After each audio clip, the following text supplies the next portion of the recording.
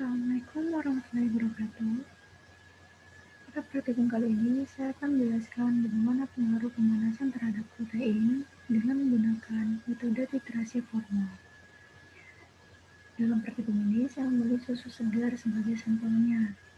Seperti yang diketahui, bahwa susu cair adalah cairan yang berasal dari hewan mamalia seperti kambing, sapi sehat dan bersih yang diperoleh dengan cara pemerahan yang benar.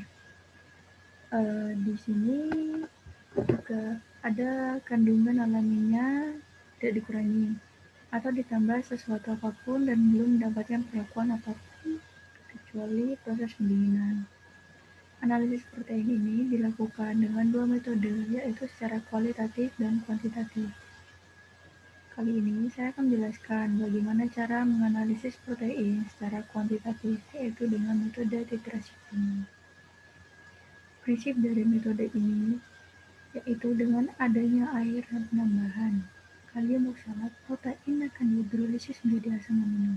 Selanjutnya, dengan penambahan formaldehid akan memblokade gugus basa asam amino membentuk gugus dimetilo, sehingga tidak mengganggu reaksi nantinya antara NaOH dengan gugus dari asam amino dan konsentrasi protein dapat ditentukan. Untuk alat dan bahannya yang dibutuhkan yaitu bahannya ada susu segar yang pertama, ada aqueous, kalium oksalat, indikator PP, larutan NaOH, serta larutan formaldehid. Alat yang digunakan yaitu neraca analitik, gelas ukur, labu ukur 100 ml, pipet volumetri 110 ml, Erlenmeyer pipet ukur 25 ml, buret, beker gelas, kain saring, dan cawan porselin. Untuk prosedur kerjanya yaitu yang pertama, menimbang sebesar 10 ml sampel susu segarnya. Kemudian ditambahkan dengan 100 ml aquades serta dihomologenkan nantinya dalam beker gelas selama kurang lebih 15 menit. Kemudian mengecerkan larutan sampel dalam labu ukur 100 ml dan menambahkan aquades hingga tanda sampai menuju tanda terang. Kemudian mengambil 10 ml larutan sampel, masukkan ke dalam Erlenmeyer. Setelah itu, menambahkan 20 ml aquades, 0,4 ml kalium oksalat, jenuh dengan perbandingan 1:3. Kemudian, tetes 3-4 kali, indikator PP 1%. Setelah itu, mentitrasi menggunakan NaOH 0,1 N terstandardisasi sampai terjadi perubahan warna menjadi merah jambu atau merah muda. Setelah itu, menambahkan 2 ml formaldehid 40% dan 3-4 kali tetes indikator PP. Selanjutnya, mentitrasi kembali menggunakan NaOH 0,1 N yang telah digunakan di awal tadi.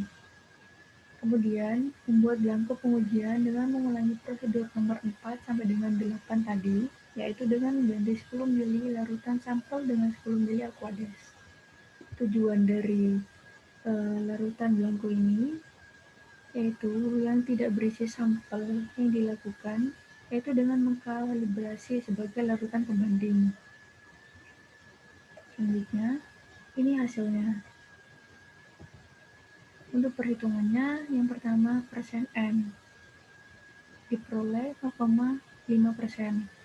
Yang kedua, persen kadar protein dengan diketahui persen N dikalikan faktor konversi.